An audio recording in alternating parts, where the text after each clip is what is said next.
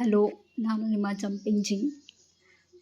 ಮೊದಲನೇದಾಗಿ ನಾನು first time ಒಂದು ಲಾಂಗ್ ವಿಡಿಯೋ ಮಾಡ್ತಾಯಿದ್ದೀನಿ ನನ್ನ ಜರ್ನಿ ಬಗ್ಗೆ. ಹೇಗೆ ಅಗ್ರಿಕಲ್ಚರ್ ಆಫೀಸರ್ ಪ್ರಿಪ್ರೇಷನಿಂದ ನಾನು ಬ್ಯಾಂಕಿಂಗ್ ಪ್ರಿಪ್ರೇಷನ್ಗೆ ಶಿಫ್ಟ್ ಆದೆ ಅಂತ.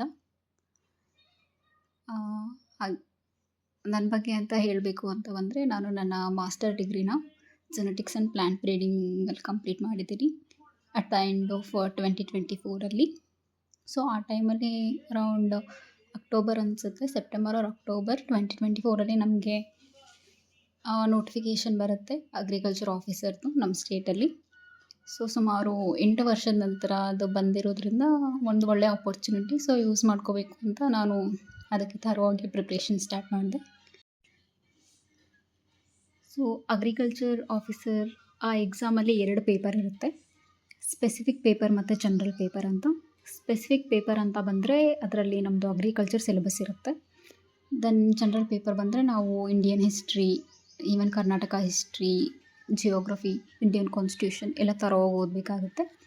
ಸೊ ಅದಕ್ಕೆ ನಾನು ತುಂಬ ಚೆನ್ನಾಗಿ ಪ್ರಿಪೇರ್ ಆಗ್ತಾಯಿದ್ದೆ. ಸೊ ಮೀನ್ ಟೈಮ್ ನನಗೆ ಸ್ವಲ್ಪ ಹೆಲ್ತ್ ಇಶ್ಯೂ ಆಯಿತು ಅಂತ ಸ್ಟಡೀಸಲ್ಲಿ ಗ್ಯಾಪ್ ಆಯಿತು 2-3 ಮಂತ್ಸ್.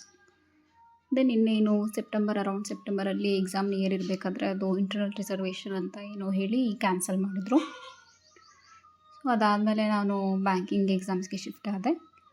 ಸೊ ಆಲ್ರೆಡಿ ಅಷ್ಟರಲ್ಲಿ ನಾನು IBPS PO ಮತ್ತು IBPS AFOದು ಪ್ರಿಲಿಮ್ಸ್ ಕೊಟ್ಟಿದ್ದೆ ಆಗಸ್ಟಲ್ಲಿ. ನಾನು ಫಸ್ಟ್ ಟೈಮ್ PO ಎಕ್ಸಾಮ್ನ ಅಟೆಂಡ್ ಮಾಡಿದ್ದು. AFO ನಾನು ನನ್ನ ಮಾಸ್ಟರ್ ಡಿಗ್ರಿ ಮಾಡಬೇಕಾದ್ರೆ 1-2 ಸಲ ಅಟೆಂಪ್ಟ್ ಮಾಡಿದ್ದೆ ವಿತೌಟ್ ಪ್ರಿಪ್ರೇಷನ್ನು. ಅದೇನು ಆ ಟೈಮಲ್ಲಿ ಆಗಿರಲಿಲ್ಲ. ಸೊ ಈ ಟೈಮ್ AFO ಜೊತೆ PO ಕೂಡ ನಾನು ಎಲ್ಲ ಥರ ಎಕ್ಸಾಮ್ ಹಾಕಿದ್ದೆ, ಬ್ಯಾಂಕಿಂಗ್ ಎಕ್ಸಾಮು ಒಂದು ಕೂಡ ಬಿಡದೆ. ಸೊ ಇದು PO ಮತ್ತು AFO ಪ್ರಿಲಿಮ್ಸ್ ಸಿಲೆಬಸ್ ಸೇಮ್ ಇದ್ದರೂ ಕೂಡ ಸ್ವಲ್ಪ ಟೈಮ್ ವೇರಿಯೇಷನ್ ಇರುತ್ತೆ ಪ್ರಿಲಿಮ್ಸಲ್ಲಿ. ಸೊ ಅಕ್ಯುರೇಸಿ ಹಾಗೆ ಮತ್ತು ನಮ್ಮದು ಅಟೆಂಪ್ಟ್ಸ್ ಮ್ಯಾಟರ್ ಆಗುತ್ತೆ, ಸ್ಪೀಡ್ ಕೂಡ. ಸೊ ನನಗೆ AFO ಆಗುತ್ತೆ ಅಂತ ಇತ್ತು, ಬಟ್ ಇದು PO ಆಗುತ್ತೆ ಅಂತ ನಾನು ಅದಕ್ಕೇನು ಮೇನ್ಸ್ಗೆ ತಯಾರಿ ಮಾಡಿರಲಿಲ್ಲ. ಸೊ ನನ್ನ ಅದೃಷ್ಟನೇ ಅಂದ್ಕೊಳ್ತೀನಿ. ನಂದು PO ಪ್ರಿಲಿಮ್ಸ್ ಕ್ಲಿಯರ್ ಆಯಿತು. ಬಟ್ ನನಗೆ ಮೇನ್ಸಿಂದು ಯಾವುದೇ ರೀತಿಯಾದ ಟಚ್ ಇರಲಿಲ್ಲ. ಸೊ ನಾನು ಮೀನ್ ಟೈಮ್ ನನಗೆ ಒಂದು 10 ಡೇಸ್ ಸಿಕ್ತು ಅಷ್ಟೇ. ಅಷ್ಟರಲ್ಲಿ ಸ್ವಲ್ಪ ಜನರಲ್ ಅವೇರ್ನೆಸ್ಗೆ ಸ್ವಲ್ಪ ಮ್ಯಾರಥಾನ್ಸು ಮತ್ತು ಸೆಕ್ಷನಲ್ ಟೆಸ್ಟ್ ಎಲ್ಲ ಕೊಟ್ಟು, ರೀಸ್ನಿಂಗು ಮತ್ತು ಕ್ವಾಂಟ್ಸ್ ಎಲ್ಲ. ಸೊ ಆಮೇಲೆ ಫಸ್ಟ್ ಟೈಮ್ ನಾನು ಯಾವುದೋ ಒಂದು ಮೇನ್ಸ್ ಅಟೆಂಡ್ ಮಾಡಿದ್ದು ಅಂದರೆ ನನ್ನ ಜೀವನದಲ್ಲಿ. ಎಕ್ಸ್ಪೆಕ್ಟ್ ಮಾಡ್ದಂಗೆ ಅಷ್ಟೊಂದೇನು ಚೆನ್ನಾಗಿ ಆಗಲಿಲ್ಲ ಕ್ವಾಂಟ್ಸು ಮತ್ತು ಜನರಲ್ ಅವೇರ್ನೆಸ್ಸು. ಬಟ್ ನಾನು ಆ ಟೈಮಲ್ಲಿ ನನ್ನಿಂದ ಎಷ್ಟು ಬೆಸ್ಟ್ ಕೊಡೋಕ್ಕೆ ಸಾಧ್ಯನೋ ಅಷ್ಟು ಕೊಟ್ಟೆ. IBPS PO ಮೇನ್ಸ್ ನಂತರ ನಾನು SBI ಕ್ಲರ್ಕ್ ಮತ್ತು IBPS ಕ್ಲರ್ಕ್ ಪ್ರಿಲಿಮ್ಸ್ ಕೂಡ ಕೊಟ್ಟೆ. ಆನಂತರ ನಾನು ಮತ್ತೆ ಅಗ್ರಿಕಲ್ಚರ್ಗೆ ಸ್ವಿಚ್ ಆದೆ AFO ಮೇನ್ಸ್ ಸಲುವಾಗಿ. AFO ಮೇನ್ಸ್ ನಂದು ಚೆನ್ನಾಗಾಯಿತು. ಆಲ್ರೆಡಿ ನಾನು AOಗೆ ಸ್ವಲ್ಪ ಥರವಾಗಿ ಪ್ರಿಪೇರ್ ಆಗಿದ್ದರಿಂದ AFO ಮೇನ್ಸಿಗೆ ಹೆಲ್ಪ್ ಆಯಿತು. ಅದಾದ ನಂತರ ನಾನು SBI ಕ್ಲರ್ಕ್ ಮೇನ್ಸ್ ಕೂಡ ಕೊಟ್ಟೆ. RRB PO prelims, IBPS clerk Mains, RRB clerk prelims. ಅದು ಬ್ಯಾಕ್ ಟು ಬ್ಯಾಕ್ ಇತ್ತು ಆ ಟೈಮಲ್ಲಿ ಎಕ್ಸಾಮು. 1 ವೀಕ್ ಆದಮೇಲೆ 1 ವೀಕು, ಒಂದೊಂದಕ್ಕೆ ಇನ್ನೂ 2 ಡೇಸ್ ಗ್ಯಾಪು ಆ ಥರ ಇತ್ತು. ಅದಾದ ನಂತರ IBPS PO ಮೇನ್ಸಿಂದು ರಿಸಲ್ಟ್ ರಿಲೀಸ್ ಆಯಿತು. ಆ್ಯಂಡ್ ಅದರಲ್ಲಿ ತೋರಿಸ್ತಾ ಇತ್ತು ಕಂಗ್ರ್ಯಾಚುಲೇಷನ್ಸ್ ಅಂತ. ಹಾನೆಸ್ಟಾಗಿ ಹೇಳ್ಬೇಕು ಅಂದರೆ ನನಗೆ ತುಂಬ ಶಾಕ್ ಆಯಿತು. ಅದು ನನಗೆ ಬಿಲೀವೇ ಮಾಡೋಕ್ಕಾಗಲಿಲ್ಲ ನಾನು ಕ್ಲಿಯರ್ ಮಾಡಿದ್ದೀನಿ ಅಂತ. As it was my first attempt ಕೂಡ. ಅಂದರೆ 10 ಡೇಸಲ್ಲಿ ಆಗುತ್ತಾ ಅಂತಲೂ ಅಂದ್ಕೊಂಡಿದ್ದೆ. ಅದಾದ ನಂತರ AFO ಮೇನ್ಸ್ ರಿಸಲ್ಟ್ ಕೂಡ ಬಂತು. ನಾನು ಅದ್ರ ಬಗ್ಗೆ ಕಾನ್ಫಿಡೆಂಟ್ ಇದ್ದೆ, ನಾನು ಕ್ಲಿಯರ್ ಮಾಡ್ತೀನಿ ಅಂತ. ಸೊ 2 ಕ್ಲಿಯರ್ ಆಗಿದ್ದು ನನಗೆ ಖುಷಿ ಆಯಿತು. ಅದಾದ ನಂತರ ನಾನು 2 ಇಂಟರ್ವ್ಯೂಸ್ಗೆ ಪ್ರಿಪ್ರೇಷನ್ ಸ್ಟಾರ್ಟ್ ಮಾಡಿದೆ. ಮೊದಲನೇದಾಗಿ ನಾನು ಬ್ಯಾಂಕಿಂಗ್ ಅವೇರ್ನೆಸ್ನ ಕಂಪ್ಲೀಟ್ ಮಾಡಿ ರಿವಿಷನ್ ಮಾಡ್ತಾಯಿದ್ದೆ. ಅದ್ರ ಜೊತೆಗೆ ನಾನು ಇಂಪಾರ್ಟೆಂಟ್ ಫಿನಾನ್ಷಿಯಲ್ ಮತ್ತು ಜನರಲ್ ಕರೆಂಟ್ ಅಫೇರ್ಸ್ನ ಕೂಡ ಗ್ಲಾನ್ಸ್ ಮಾಡ್ತಾಯಿದ್ದೆ. AFO ಇಂಟರ್ವ್ಯೂ ಚೆನ್ನಾಗಾಯಿತು, ಅದನ್ನು ಕಂಪೇರ್ ಟು PO ಇಂಟರ್ವ್ಯೂಗಿಂತ. PO ಇಂಟರ್ವ್ಯೂ ನಂದು ಫಸ್ಟ್ ಇಂಟರ್ವ್ಯೂ ಆಗಿದ್ದರಿಂದ ನಾನು ಸ್ವಲ್ಪ ನರ್ವಸ್ ಆಗಿದ್ದೆ. ಅಲ್ಲಿ ನನಗೆ ಆನ್ಸರ್ಗಳು ಗೊತ್ತಿದ್ರೂ ಕೂಡ ಆ ನರ್ವಸ್ನೆಸ್ನಿಂದ ನನಗೆ ಹೇಳೋಕ್ಕಾಗಲಿಲ್ಲ. 2 ಇಂಟರ್ವ್ಯೂ ನಂದು ಕೆನರಾ ಬ್ಯಾಂಕ್ ಆಫೀಸಲ್ಲೇ ಆಗಿತ್ತು ಬ್ಯಾಂಗ್ಳೂರಲ್ಲಿ. ಸೊ 2 ಇಂಟರ್ವ್ಯೂಗೂ ಕೂಡ ಒಬ್ಬರು ಸರ್ ಪ್ರೆಸೆಂಟ್ ಇದ್ದರು. ಸೊ ಅವರು ನನಗೆ AFO ಇಂಟರ್ವ್ಯೂ ಟೈಮಲ್ಲಿ ಕೇಳಿದರು, ನಾನು ನೆನಪಿದೆನಾ ನಿನಗೆ PO ಇಂಟರ್ವ್ಯೂಯಲ್ಲಿ ನೋಡಿದ್ದೆ ಅಂತ ಹಂಗೆ. ಸೊ ಅವರು ಆಮೇಲೆ ಇನ್ನು ಉಳಿದ ಪ್ಯಾನಲ್ ಮೆಂಬರ್ಸ್‌ಗೂ ಕೂಡ ಹೇಳಿದ್ರು, "she came for PO interview 1 week back" ಅಂತ. He also appreciated me during my AFO interview. So ನಂದು ಪಿಒ ಇಂಟರ್ವ್ಯೂ 18th ಇತ್ತು December. Then AFO interview 24th ಇತ್ತು December. So meantime 28th ಡಿಸೆಂಬರ್‌ಗೆ ಆರ್.ಆರ್.ಬಿ ಪಿ.ಒ ಮೇನ್ಸ್ ಶೆಡ್ಯೂಲ್ ಆಗಿತ್ತು. Only 3 days gap ಇತ್ತು. So ನನಗೆ ಈ ಸರಿನೂ ಕೂಡ ಮೇನ್ಸಿಗೆ ಇನಫ್ ಟೈಮ್ ಸಿಗಲಿಲ್ಲ ಪ್ರಿಪೇರ್ ಆಗೋದಕ್ಕೆ. But somehow I managed and ಮುಂದಿಂದೆಲ್ಲ ನಾನು ದೇವ್ರಿಗೆ ಬಿಟ್ಬಿಟ್ಟೆ.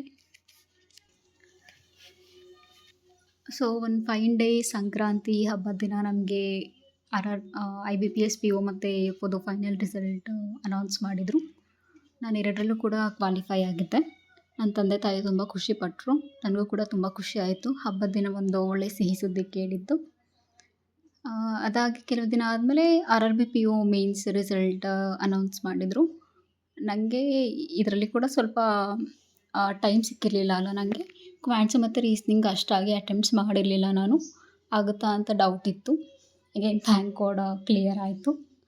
ನನಗೆ ಹೋಮ್ ಸ್ಟೇಟ್ ಪೋಸ್ಟಿಂಗೇ ಬೇಕಿದ್ದರಿಂದ ಪಿ.ಒ ಮತ್ತು ಎ.ಎಫ್.ಒ ಆದರೂ ಕೂಡ ನನಗೆ ಅಷ್ಟಾಗಿ ಸಂತೋಷ ಆಗಲಿಲ್ಲ.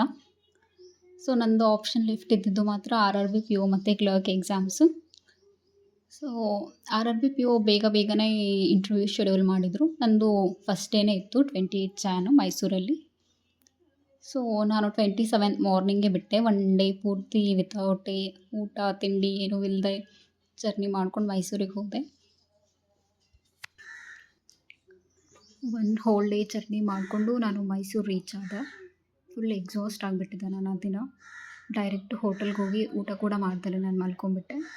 ಸೊ ನೆಕ್ಸ್ಟ್ ಡೇ ನಂದು ಮಾರ್ನಿಂಗ್ ಇಂಟರ್ವ್ಯೂ ಶೆಡ್ಯೂಲ್ ಆಗಿದ್ದರಿಂದ ಸಮ್ ಟೀ ಬಿಸ್ಕೆಟ್ ಅಷ್ಟೇ ತೊಗೊಂಡು ನಾನು ಇಂಟರ್ವ್ಯೂಗೆ ಹೋದೆ.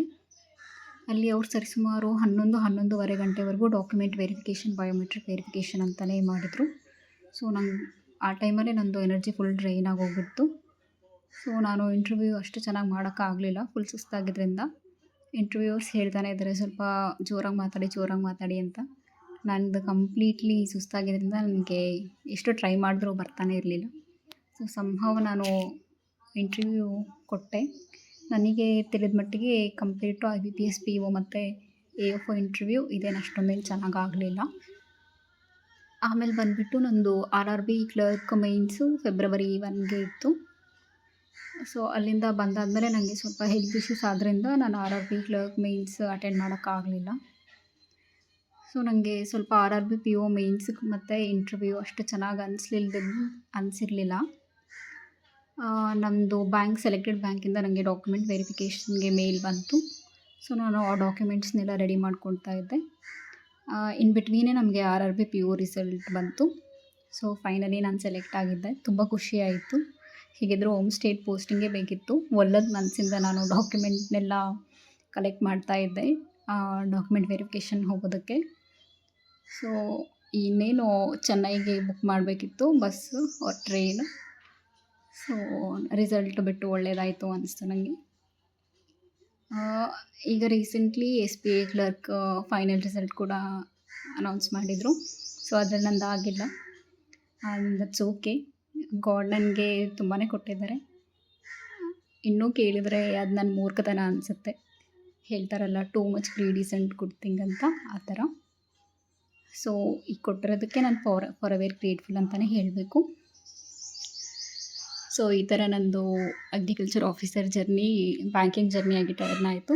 ನನಗನ್ಸುತ್ತೆ ಇದು ಫುಲ್ ಆಫ್ ಕೇಯೋಸ್ ಅಂತ. ನಿಮ್ಗೆ ಹೇಗೆ ಅನಿಸುತ್ತೆ ಅಂತ ಹೇಳಿ. I hope you like it and that's all for today. Have a nice day.